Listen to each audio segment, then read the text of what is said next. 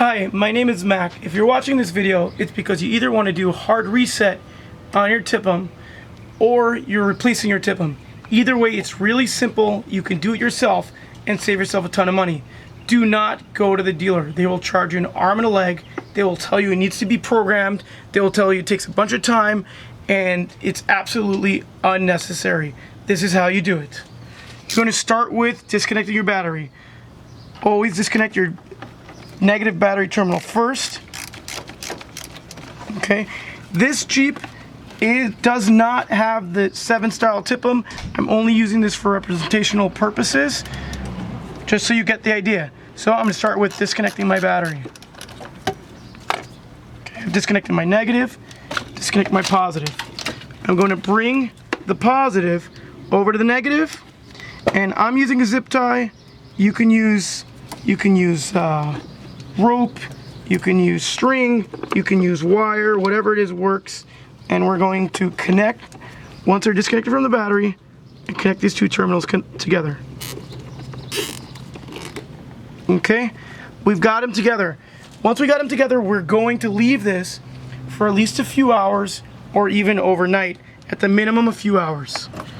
Once it's disconnected, we're going to go ahead and remove the TIPM, the old TIPM. We're going to remove the plugs. Be careful when removing them not to break these clips. Okay,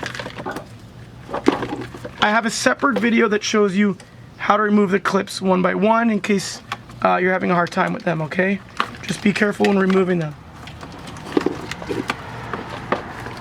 You're going to remove the plugs.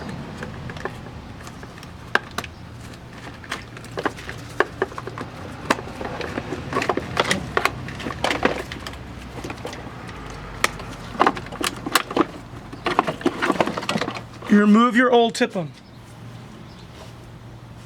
Now you wait a few hours. Wait 2 to 3 hours or even overnight, whether you're doing a hard reset, just a hard reset and not replacing the TIPM, or you're doing a hard reset and replacing the TIPM. Either way, try and wait a couple hours to let the capacitors completely drain. Normally you'd expect them to drain quicker. For some reason I found that people may not have success after 10 or 20 minutes, but if they leave the battery connected together for a couple hours, I've found people have had much better success. So if you've waited a couple hours and now it's time to reconnect it, take your TIPM. You've got your rebuilt TIPM from us, or you've got a used TIPM, or whatever you've got, you bring it back and you install it.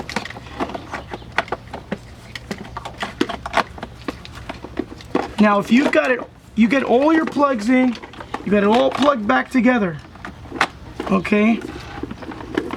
And you do all this and your vehicle does not start, don't worry. It doesn't mean you have a defective TIPM, doesn't mean you should go running to the dealer to give them money.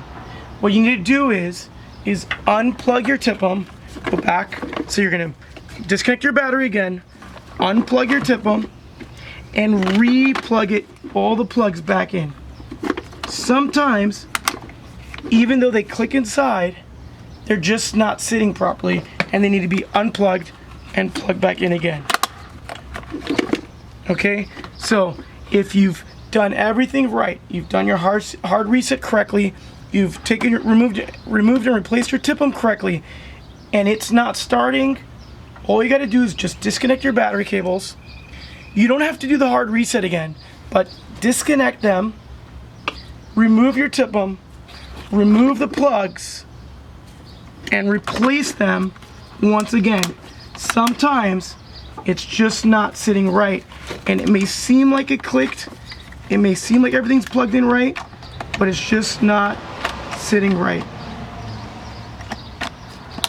Whatever you do, do not go running to the dealer to throw money at them. If you've bought a rebuilt TIPM from us and you're having an issue, try unplugging it and plugging it back in. If you still have a problem, just give us a call or send us an email. We'd be glad to immediately ship another one out to you or help you with whatever problem you may be having. Thanks a lot. Hope you have a great day.